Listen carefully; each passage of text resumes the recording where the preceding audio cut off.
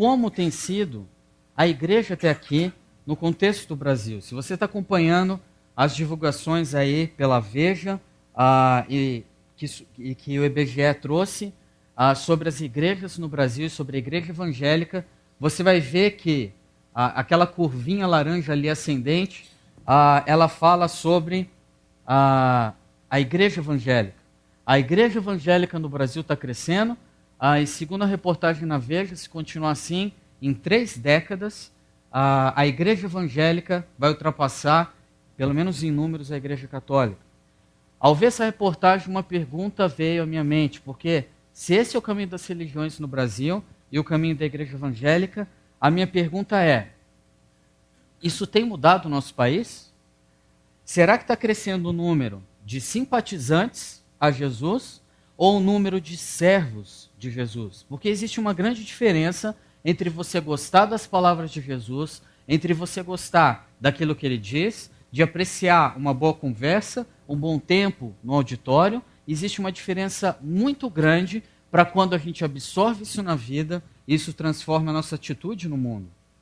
Por isso a minha pergunta, que eu acho que a gente tem que levantar é: 22% dessa igreja evangélica reflete 22% de servos de Jesus?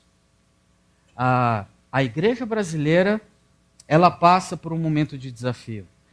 E quando a gente olha para a igreja brasileira, a gente vê a realidade em muitas igrejas que são marcadas por igrejas extremamente complicadas. Igrejas que fazem muito barulho, falam muito, fazem muito, mas que traz pouco resultado. Igreja com muitas atividades, mas pouca transformação. Ou muitas igrejas que têm muitas ideias, mas pouca ação. Pouca transformação e ação no mundo que nos cerca. Igrejas que fazem muito, que têm gerado pessoas e têm colhido na igreja o resultado de contexto de pessoas e igrejas desgastadas, desviadas, disfuncionais, divididas, desorientadas, desfocadas, desmotivadas, distantes de Deus, por incrível que pareça, e no meio de tudo isso, igrejas difíceis.